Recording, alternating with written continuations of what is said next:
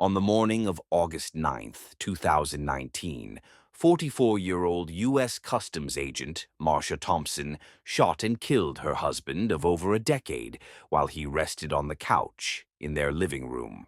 After calling for paramedics and police, Marcia placed her gun in a safe location and surrendered herself to law enforcement. She never denied what she had done, yet, as more details emerged, what initially appeared to be a case of cold-blooded murder began to look much more complicated. Hi there, I'm Kevin, and welcome to Just Thought Lounge. Today's case is likely to be divisive among our audience. This is the story of a father of two young children who lost his life unexpectedly, and the wife who believed she did what she had to do. Let's take a closer look. It was around 1 a.m. on the morning of August 9th, 2019, when Marcia Thompson was on the phone with her husband, Terry, as he was driving home to their house in Loxahatchee, Florida.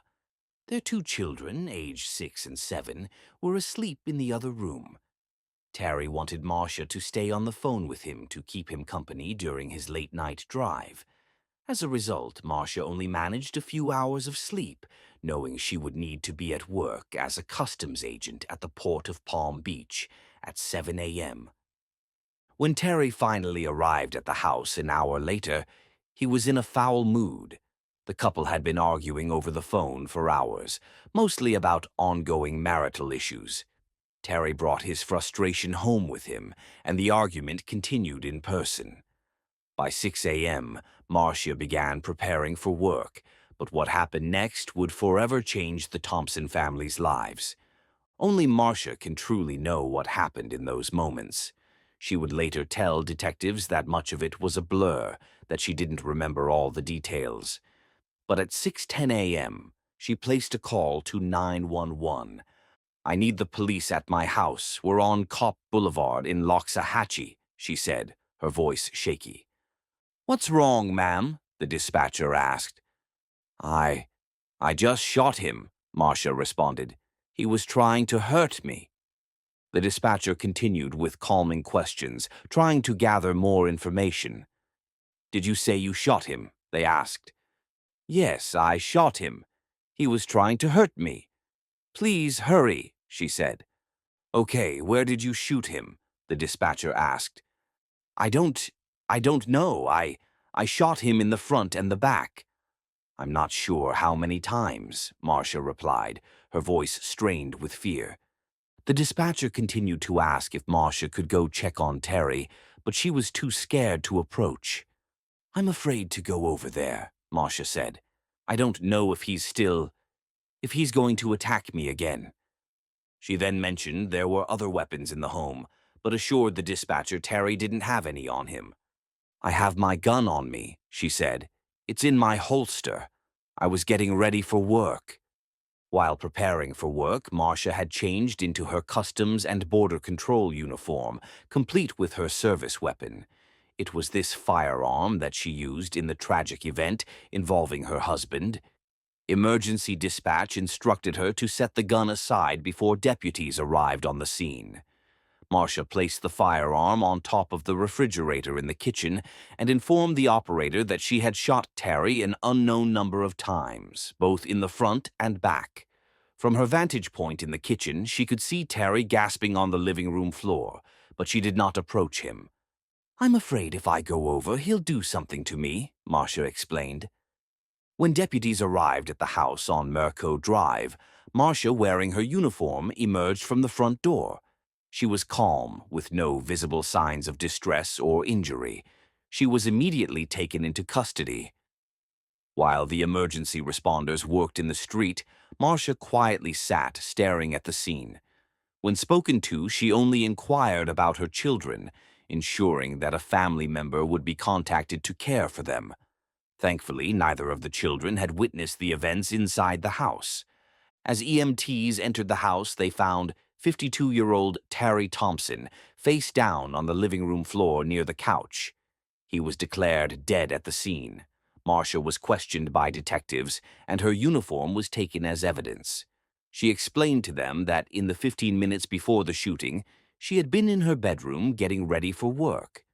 During this time, Terry had been shouting at her from the living room, angry for reasons she didn't fully explain.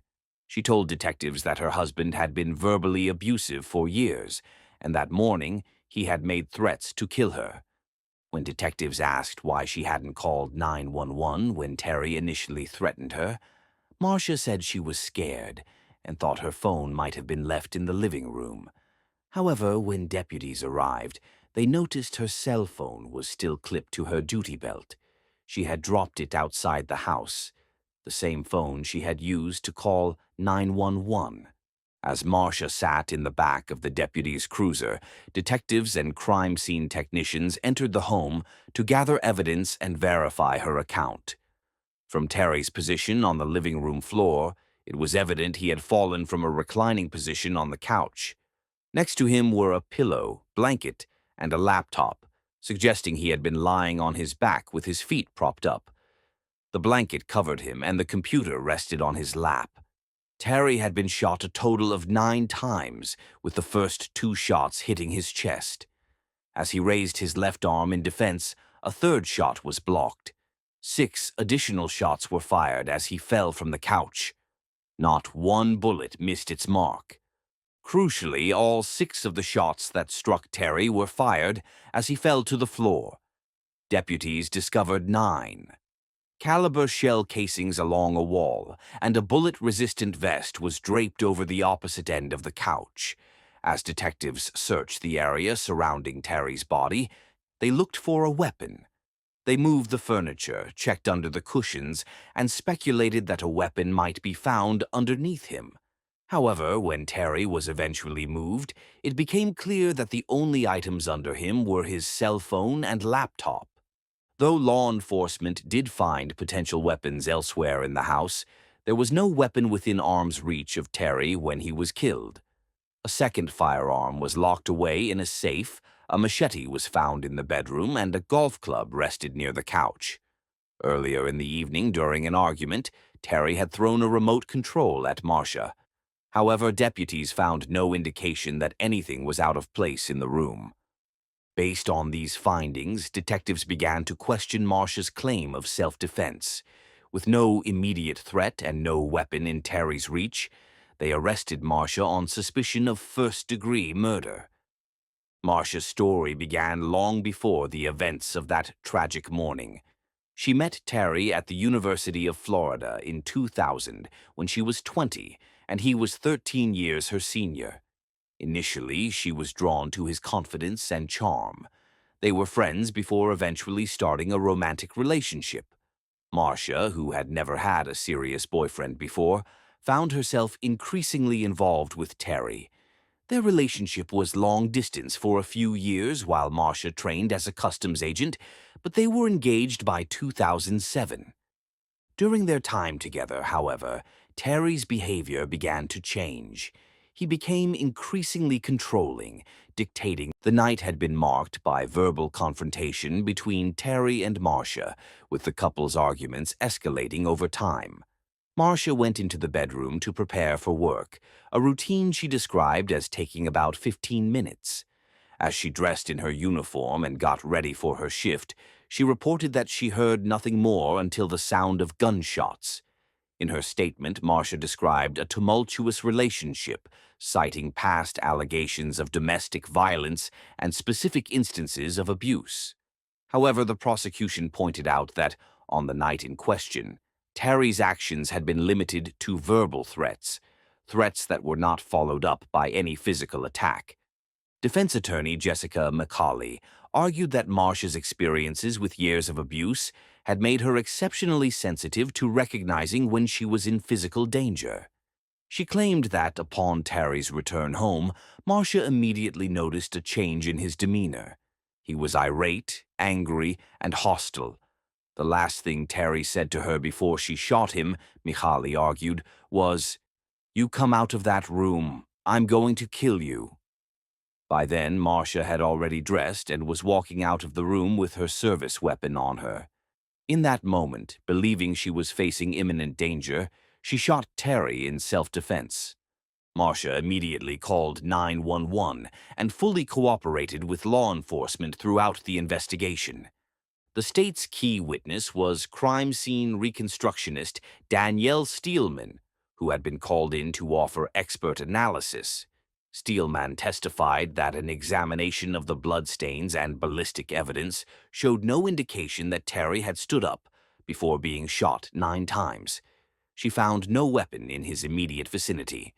Furthermore, Steelman pointed out that there were no documented instances of physical abuse in the time leading up to Terry's death, which was meant to argue that there had been no escalation of violence before the shooting. According to the state, while Marcia had certainly endured constant verbal assaults, there was no evidence to suggest that this had escalated to the point of deadly violence. The prosecution's position was clear. Verbal insults alone were not grounds to kill. In contrast, Mihaly called upon forensic psychologist Michael Brannon, who testified that Marcia had been diagnosed with PTSD and battered spouse syndrome. He explained that the experiences of a battered woman significantly shape her perception of what constitutes an immediate threat. Dr. Brannon emphasized that it wasn't essential to determine whether Terry was armed that morning, but rather whether Marcia believed he was. Marcia testified that Terry had kept weapons around the house, including a gun in the closet, a golf club in the living room, a machete by the bed, and knives hidden throughout the house, sometimes in the couch cushions where Terry had been lying that morning. She believed that Terry could easily have access to one of these weapons at any time. In the weeks leading up to his death, Terry had used these weapons as part of his threats toward her, even bragging about how well hidden the knives were, so she would never find them all. The defense also revealed that despite Terry's constant accusations of Marcia's infidelity, he was the one frequently stepping outside of their marriage. Outside of the jury's presence, Teresa Benton, a former girlfriend of Terry's, testified about a final encounter she had with him. The two had argued, and when Terry became aggressive, Teresa reached for a kitchen knife in self-defense. During the argument, she also called Marcia, leaving her a voicemail, pretending to communicate with her. Teresa's testimony painted a picture of a man who was deceptive, violent, and manipulative. When Teresa was asked about the moment she reached for the knife, she explained that Terry had been coming down the stairs, and in an act of self-defense, she had grabbed the knife and held it out toward him. She had already called Marcia Thompson and was speaking to her while holding the knife. Teresa noted that despite her attempts to defend herself, Terry did not seem to respond or be afraid. However, when Teresa showed him the phone number on her screen, which she believed was Marcia's, that was the moment Terry seemed to back off. In Teresa's perception, it wasn't until he saw that she had dialed a real number, Marcia's, that he realized she might have actually reached her. Teresa's experience paralleled the behavior Marcia had described. She talked about the constant phone calls, including those to her workplace, and how Terry's behavior had become increasingly controlling. He would call at all hours of the day and night, accuse her of infidelity without reason, and make threats on her life. Teresa confirmed that Terry had threatened her with violence multiple times, including with a machete. In fact, she recalled that there were 2 machetes in the house, and Terry had threatened to kill her with one of them. Terry's ex-wife, Melissa, was also prepared to testify in Marcia's defense, but this line of questioning was deemed inadmissible in court. Instead, the defense presented testimonies from multiple friends and family members who had witnessed Terry's abusive behavior firsthand. Marcia's grandmother shared a memory of Terry calling her, accusing Marcia of infidelity and threatening to harm her family. Marcia's brother also testified about receiving threatening phone calls from Terry, where he would criticize Marcia for not being a good wife and end the conversation with threats to kill the entire family. Marcia Thompson decided to speak directly to the jury over 2 days, telling her story of how she became involved with Terry. She described how, at the beginning of their relationship, she had been young and impressionable. Terry was much older, confident, and assertive, which initially seemed appealing to her. As the relationship progressed, however, Terry's controlling nature took over. He monitored and restricted her every move. The physical violence escalated in the last 5 years, and the attacks became more frequent and intense, particularly in the 12 months leading up to the shooting. Marcia explained that Terry had been her first boyfriend and that his confidence and decisiveness initially drew her in. However, his controlling and abusive behavior ultimately overshadowed those qualities, making her feel trapped and isolated. Marcia described how, during their arguments, Terry would yell at her for extended periods, criticizing her appearance and calling her names. He would accuse her of not dressing femininely enough, and even comment on how her hair wasn't styled the way he liked it. He would call her derogatory names, including whore, slut, bitch, and other vulgar insults. These were the kinds of things he would scream at her during their fights. Despite the verbal abuse, Marcia never fought back. She explained that doctors would often ask her if she had been in a car accident or what had caused her trauma. She said she never told them what was happening at home, even though she had neck and back problems, resulting in chronic pain. To cope with the pain, Marcia would receive injections to help manage the discomfort. In 2020, when Terry prevented her from going to the doctor, Marcia could only seek urgent care when she was unable to move, fearing that she wouldn't be able to work if she didn't get help. That year, she was able to get surgery to fuse the herniated disc in her neck, which helped alleviate some of the pain. When asked why she didn't leave Terry, Marcia became tearful. She explained to the jury that she didn't believe she could leave the relationship and survive. Dr. Brannon had testified that women who leave abusive relationships are often at a greater risk of violence. Marcia explained that on the morning of the shooting, she had tried to calm Terry down, as she always did. He began yelling at her, accusing her of not being a good mother or wife, and telling her that she couldn't please him. Despite feeling exhausted, Marcia apologized to him and tried to massage his feet, hoping this would help ease his anger. By this point, Marcia had only slept 2 or 3 hours that night and was desperate for rest. After Terry threatened her children, Marcia began taking extra precautions, such as picking them up from school herself and bringing them to work with her. She didn't want them left alone with Terry, fearing for their safety. On the morning of the shooting, Marcia attempted to call a co-worker to take over her shift, but when she didn't get a response, she feared leaving her children behind. When asked if she felt safe leaving them, Marcia answered, no. She explained that Terry had previously threatened her son, Mica, saying he would cut his head off. In his angry outbursts, Terry also claimed he was going to prove that he wasn't lying and that this time he was serious. The defense asked Marcia to describe Terry's demeanor during these threats. She explained that he was aggressive, shouting these threats with conviction, further heightening her fear for herself and her children.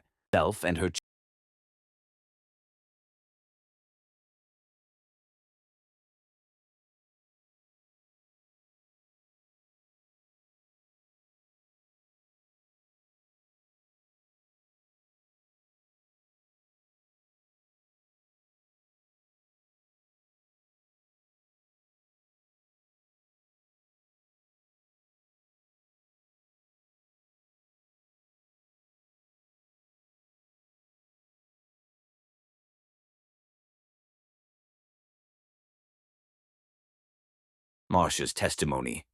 When asked if she believed Terry's threats were empty, Marcia's response was clear. No, I was 100% sure I was going to die that night. She also feared for her children's safety.